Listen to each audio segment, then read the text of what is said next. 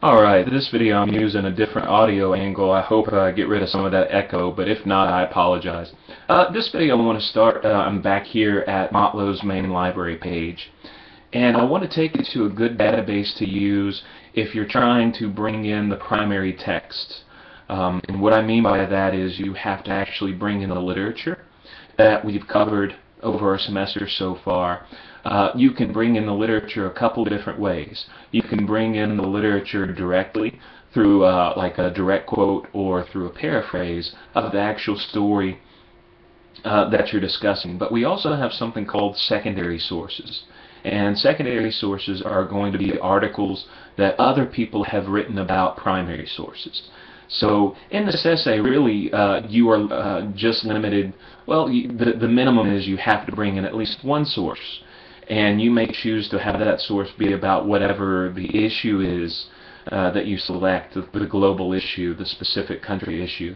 But you may also want to bring in an outside source to help interpret the piece of literature or the pieces of literature that you bring in to your discussion. And so I want to show you, if you did want to bring in support for interpreting the literature in our anthology, this is the good database to use. It's actually a database called JSTOR.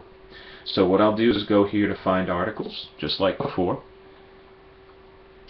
and go over here to, we're going to go by subject again because I want to show you, you can see the literature category.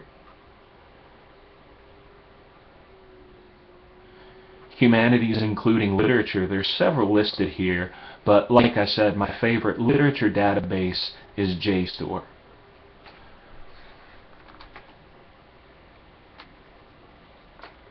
And this is basically a search engine that checks all kinds of databases, just like we saw in our controversial issue database. But you can type in a keyword involving the literature, maybe the author, maybe the title of the work, maybe even an issue such as racism in early America or something like that. But basically this database is useful for finding secondary sources to help interpret the meaning of our primary sources. And so you may have an interpretation of our primary text that you want to validate by just, instead of saying, well, here's what it thinks because I say so, you can say, here's what this primary source shows, and here's an expert to agree with me, and then have either a quoted or paraphrased portion to kind of make you look more credible in your argument. So if you did want to bring in a secondary source to help you kind of decipher the primary sources, this would be where I would go. Now the last thing I want to show you is a couple of databases that are useful for if you have a specific issue in mind. So let's say after I've kind of used in the first video, used the database to find what I want to find about Japan, and I find out that I find this idea of the otaku interesting, like I show in my example thesis. I could go to this database to maybe find some more specific articles to use in my research paper. I'm just going to go back.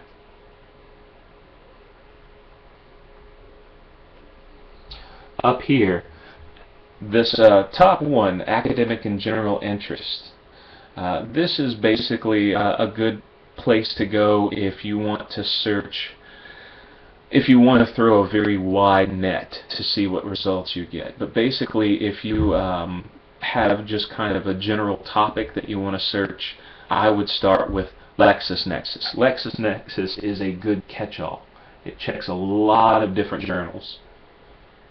Now, one drawback is you're going to get a lot of search results that you have to kind of pour through and see which ones help you versus which ones don't. So you can search the news, you can look up legal cases. You've got all kinds of tabs here. I would go to advanced search because we want to make sure we can get the full text. I'll type in otaku.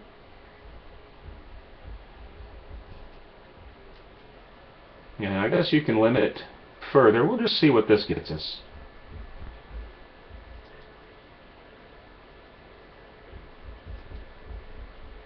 Okay, we got to go a little further. That's fine. So major world publications, and is that enough? We'll see.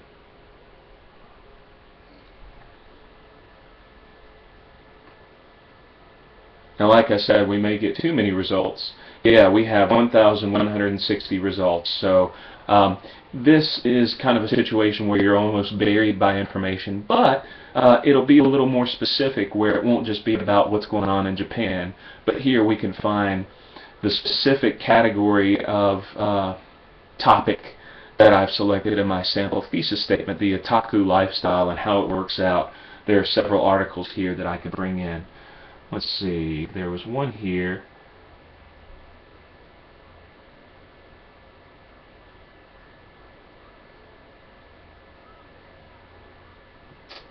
Just read through and see what sounds interesting, basically. But there was one I saw earlier.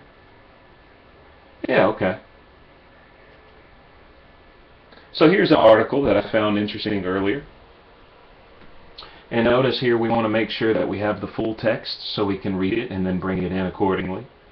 We also have all the information we would need for citation purposes for our works cited page.